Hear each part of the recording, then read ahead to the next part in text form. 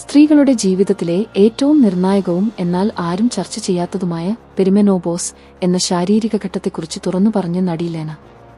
തന്റെ 18 വയസ്സിൽ അമ്മയിലുണ്ടായ അപ്രതീക്ഷിത സ്വഭാവമാറ്റങ്ങളുടെ രഹസ്യം തേടി സൈക്കോളജി പഠനത്തിനിറങ്ങിയ താരം പതിറ്റാണ്ടുകൾക്ക് ശേഷം സ്വന്തം ജീവിതാനുഭവങ്ങളിലൂടെയാണ് ആ ചോദ്യത്തിന് ഉത്തരം കണ്ടെത്തിയത്. കൗമാരപ്രായത്തിന് സമാനമായ ഹോർമോൺ വ്യതിയാനങ്ങൾ സംഭവിക്കുന്ന ഈ കാലഘട്ടത്തെ വുമണസെൻസ് എന്ന് വിശേഷിപ്പിച്ച ലെന 35നും 55നും ഇടയിൽ പ്രായമുള്ള ഓരോ സ്ത്രീയും കടന്നുപോകുന്ന ഈ രണ്ടാം കൗമാരത്തെക്കുറിച്ച് സമൂഹം അടിയന്തരമായി ബോധവാന്മാരാകണമെന്ന് ആഹ്വാനം ചെയ്തു. അമൃത വിശ്വവിദ്യാപീഠത്തിൽ നടന്ന ടെഡെക്സ് ടോക്കിലായിരുന്നു തന്റെ പുതിയ പുസ്തകമായ വിമെനോപോസിലെ ബാഗ്ബവനോഹവ പ്രസക്ത ഭാഗങ്ങൾ പങ്കുവച്ചുകൊണ്ട് താരം മനസ്സ് തുറന്നത്. 1999-ലായിരുന്നു അത്. എനിക്കന്ന് 18 വയസ്സായിരുന്നു പ്രായം. 12 ക്ലാസ്സിലെ ഒരു സ്കൂൾ ദിനത്തിനു ശേഷം ഞാൻ വീട്ടിലേക്ക് നടന്നു വരുമ്പോൾ എന്റെ അമ്മ ഡൈനിങ് ടേബിളിൽ വളരെ തളർന്ന് അസ്വസ്ഥയായി ആശയക്കുഴപ്പത്തിലായി ഇരിക്കുന്നത് ഞാൻ കണ്ടു. എന്താണ് കുഴപ്പമെന്ന് എനിക്ക് മനസ്സിലാക്കാൻ കഴിഞ്ഞില്ല. പക്ഷേ ആ മുറിയിലെ അന്തരീക്ഷം വളരെ ഭാരമുള്ളതായിരുന്നു. എനിക്ക് വലിയ അസ്വസ്ഥത തോന്നി. എന്താണ് സംഭവിച്ചതെന്ന് അമ്മയോട് ചോദിക്കണമെന്ന് എനിക്കുണ്ടായിരുന്നു. ഞാൻ ചോദിക്കുകയും ചെയ്തു എന്ന് തോന്നുന്നു. പക്ഷേ ഞാൻ പറയുന്നത് കേൾക്കാത്തതുപോലെയാണ് അമ്മ പെരുമാറിയത്. അതെന്നെ വല്ലാതെ വിഷമിപ്പിച്ചു. ഞാൻ എന്റെ മുറിയിലേക്ക് പോയി.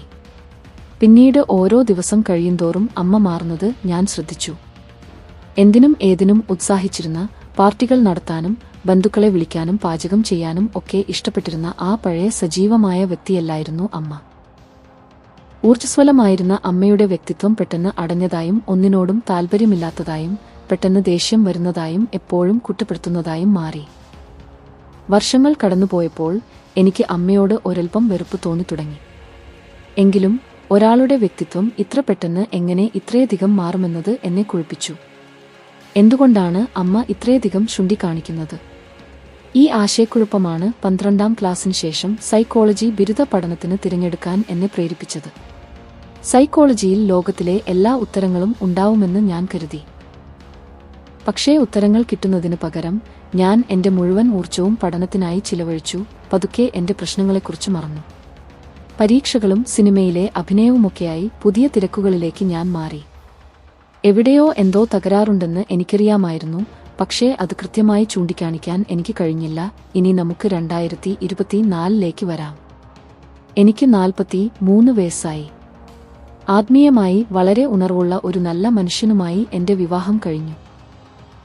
എന്റെ സിനിമാ ജീവിതം ഉപേക്ഷിച്ച് ഞാൻ ഒരു വർഷത്തേക്ക് അമേരിക്കയിലേക്ക് താമസം മാറി. എല്ലാം ഗംഭീരമാകുമെന്ന് ഞാൻ കരുതി. മറ്റുള്ളവരും വിചാരിച്ചു, നീ ഭാഗ്യവതിയാണല്ലോ എന്ന്.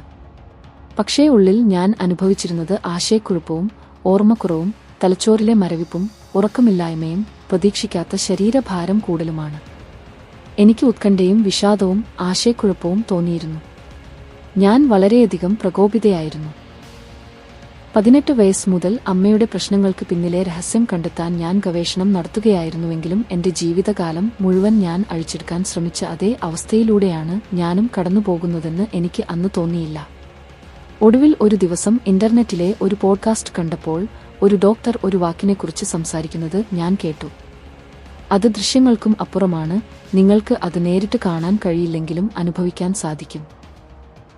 35നും 55നും ഇടയിൽ പ്രായമുള്ള സ്ത്രീകൾക്കിടയിൽ സംഭവിക്കുന്ന ആ വാക്കാണ് പെരിമെനോപോസ്. ആ വാക്ക് കേട്ട നിമിഷം ഞാൻ പറഞ്ഞു, ഓ, ഇതാണ് എന്റെ ജീവിതകാലം മുഴുവൻ എന്നെ പിടികൊടുക്കാതെ ഓടിയ ആ ഉത്തരം. ഇത് നേരിട്ട് അനുഭവിക്കുമ്പോൾ മാത്രമാണ് ഇതൊരു വലിയ മാറ്റമാണെന്ന് എനിക്ക് മനസ്സിലായത്.